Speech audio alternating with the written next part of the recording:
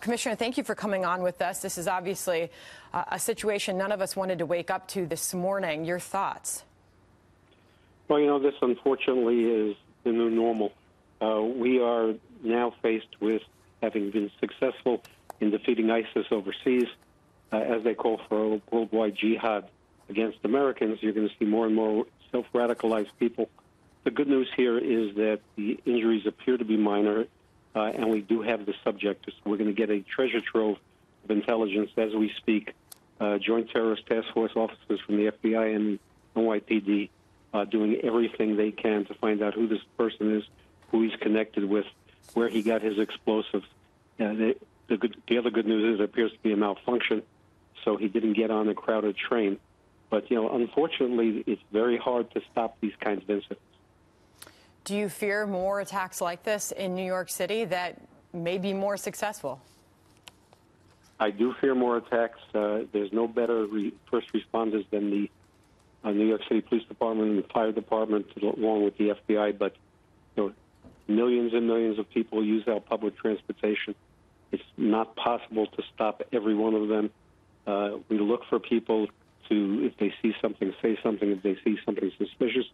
But, when you have thousands and millions of tourists crowding Fifth Avenue and the subways and Times Square, it is a daunting task. The terrorists only have to be right once. We have to be right 100% of the time. And that's the challenge that we're facing. We're looking at live shots of authorities on the ground there, NYPD, Fire Department, police detectives. What is this investigation? What is the process like at this moment? Well, at this moment, after we've made sure that we've mitigated the situation, and preservation of life, of course, is the number one thing that we're interested in.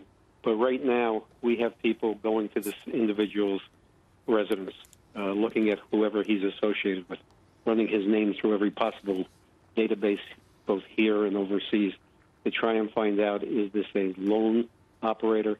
Is this somebody associated with a radical group? Are there others that we need to look at who may be planning similar events? This investigation is just at its very beginning, but there are going to be literally thousands of officers involved. How will the suspect be handled that is now in custody? Well, right now I understand he's injured.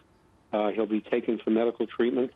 There'll be a determination made by somebody on whether he's going to be treated as a criminal or whether he's going to be treated as an enemy combatant.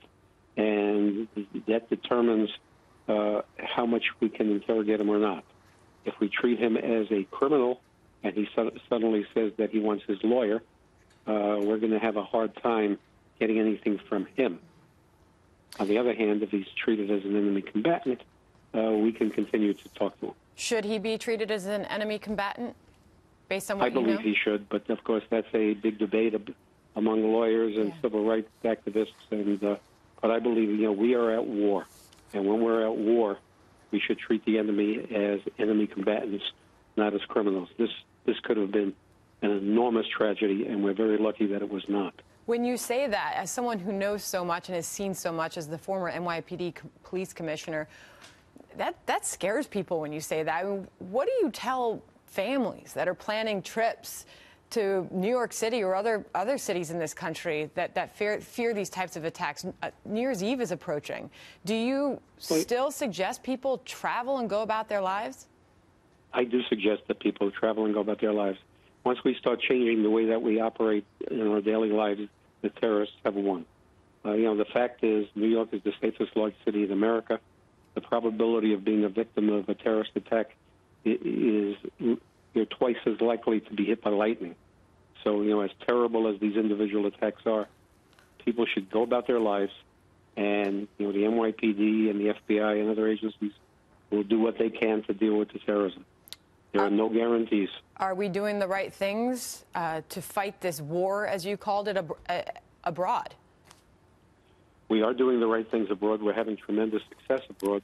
But as we do have tremendous success abroad, we have to be cognizant that these individuals are going to start to look to get individuals like this to commit acts of terror in public areas. And, sadly, There's not a lot that we can do about it other than track as many of them as we can until we've eliminated all of them. You know, terrorism is unfortunately called a never-ending war, and we're going to be dealing with this for many, many years to come. The good news is that, you know, although we've had 2 or 3 in New York over the last few months, it could have been a lot worse. All right. Former NYPD Police Commissioner Safir, thank you for coming on with us. Good to be with you.